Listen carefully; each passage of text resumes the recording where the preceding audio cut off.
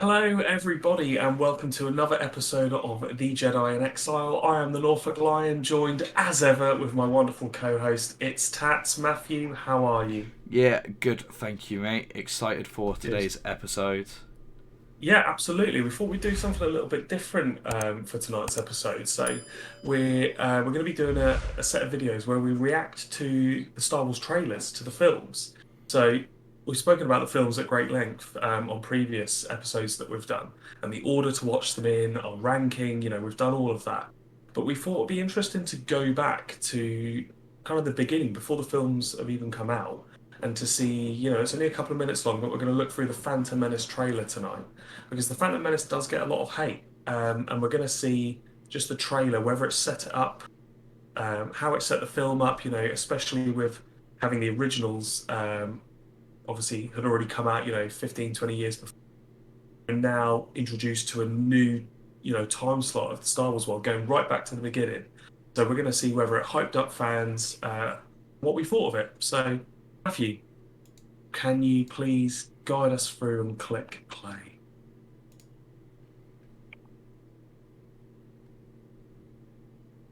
Here we go.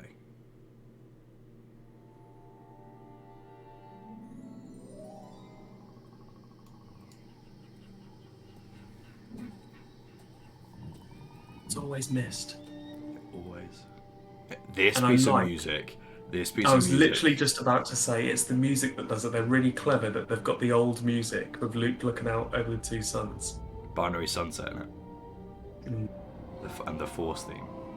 You can tell straight away though that it's a lot different to the originals. The CGI. I know a lot of it was actually model sets. Phantom Menace. They actually made miniature sets, but you Y- can just tell straight away that this is so much more advanced.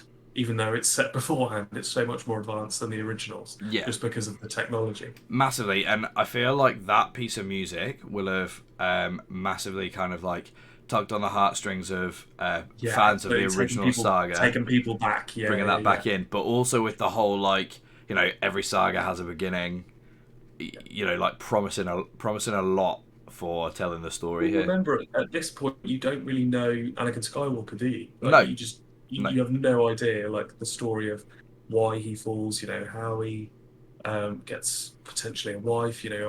All we know is that he's Luke and Leia's dad, and he was Darth Vader. Yeah. That's it. Oh, now this is pod racing. Love it. This is so like. Can we just take a second to kind of talk about like all of these scenes that they're giving us? They're giving us zero context, and they're not Yeah, actually massively. Other than the pod racing scene, they're not massively yeah. actiony scenes. Like where I've paused it just there, it's literally a scene of like Watto turning around. Like there's, it's not It's Republic Nubia. like it's just such a weird thing to go back and watch this and think about how kind of cutting edge this was way back when. We Um, see Max Rebo, then we're it it's gonna go nuts. is gonna go nuts. All right.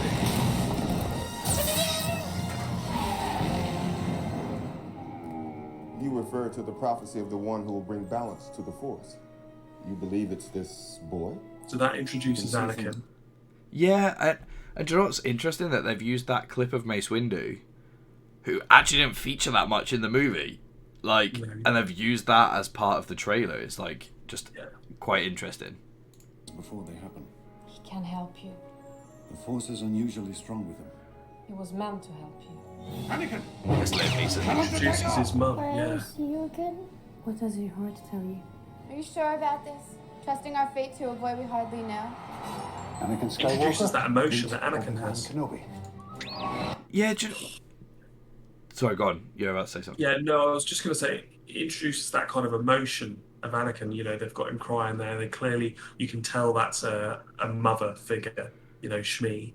You can see that he's an emotional kid, and that the Jedi, Qui-Gon and everyone are taking him away. And then there's that cool Anakin Skywalker meet Obi-Wan Kenobi, and it's like they have no idea what's going to happen. The Yeah. fate of the whole galaxy and universe has changed with that handshake. Do you know what is really interesting about this? Is obviously we've watched the movies multiple times, but it actually gives away quite a lot of what happens.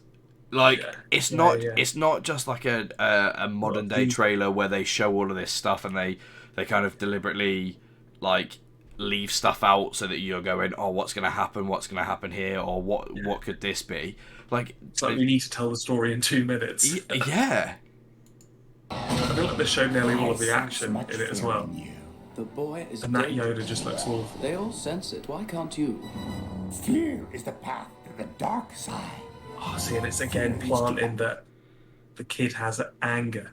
You know, it's planting that like he's gonna be Darth Vader. But the Yoda puppet is just awful. Hate. Obviously, they've remastered that now, haven't they, and put the CGI Yoda in. Yeah, but this is the trailer. This is the actual release trailer. This is from 1999. Yeah. There he is. More. I love the fact that they didn't even hide that as well. They were just like, let's put that in the trailer. I can imagine him coming out because I remember when I was younger seeing General Grievous for the first time. It was in a magazine, the Empire magazine. I think it was like Meet Star Wars' newest baddie, and I was like, holy crap, he looks evil. But at this point, Darth Maul looks like really, really bad. And of course, the double lightsaber is not what we're used to. We've seen Darth Vader with the single red lightsaber. We've seen Luke and Obi-Wan with the single lightsaber. So to have a double ender is a big. You can imagine fans going mental seeing that as well. Yeah, especially with the tattoos, the black and red. Like he just looks like a Sith. He screams Sith. Yeah. Yeah. And at this point, we don't know with the Emperor. We've not seen in the trailer the Emperor. Yeah. Sorry.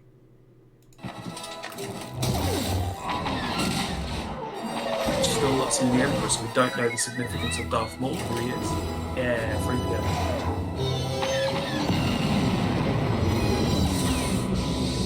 So there's nothing, until the very end, nothing of the Emperor in that, nothing of Palpatine. Not seen them at all. So if you were watching this, you'd be like, so the baddie isn't the Emperor. It's Darth Maul. Yeah, I mean, if you know that he's Darth Maul at this point, but that character, like, that guy is the baddie. The baddie. Yeah, for sure. But you've got to think, like, we got to see the big space fight that happens above Naboo. So they showed that. They showed that was something we hadn't really seen before. I know we saw a little bit in Return of the Jedi, but it was more the fact that you saw inside the X-wing pilots. Yeah. In the actual X-wing, themselves, rather than more of the battle. Yeah, but they featured that in the trailer. That happens towards the end of the movie. They've featured two different parts of Duel of the Fates. The bit with Qui-Gon igniting his lightsaber in the hangar, and then also the bit where Maul's fighting both of them inside the kind of weird reactory place where it's all the floating platforms and stuff. Like, they've shown the pod race. They've shown Jar Jar and some of the underwater scenes in the Bongo. Like, we've actually got to see bits from throughout the entire movie, rather than a lot of trailers nowadays tend to stick things that are happening at the very beginning, and then things that happen towards the end. Yeah, you don't really see them as much because they don't want to give too much away. I feel like they wanted to really make a point of like the technology in this is going to be outrageous. This is like almost like what I imagine Avatar to have been when I remember that coming out. It was like this film was all about the effects, and I think although the Phantom Menace, I don't think they wanted it to be all about the effects as such. It was like, wow, well, look how much we've moved on. This is going to be a new kind of Star Wars. Yeah, definitely. The technology. So no, I think it set up the film really. I'd be really hyped watching that. Yeah, no, definitely. Without knowing what the storyline, what is going to happen in 1 and 2 and 3, I'd be like, wow, there's this kid Anakin. Like, how the hell does this kid who's crying about leaving his mum, you're assuming, how does he turn into Darth Vader? Yeah, I'd be like, wow, I'm really intrigued. I do just think again, like, John Williams has absolutely nailed it with the music, and that it just burning piano. That is honestly one of the standout things from all of the Star Wars trailers is how much they use the music to make you feel excited, feel emotional about everything. So yeah, absolutely. But that, guys, was the trailer for the Phantom Menace. That was our reaction to the trailer of the Phantom Menace, however many years later since it's been released. What did you guys think? Let us know down below. Obviously, if you liked the video, please like the video. Hit subscribe if you're new to the channel, or if you've been around and haven't hit subscribe yet. We'd massively, massively appreciate it. And other than that, we will see you guys all in the next one really soon. Yeah. May the force be with you.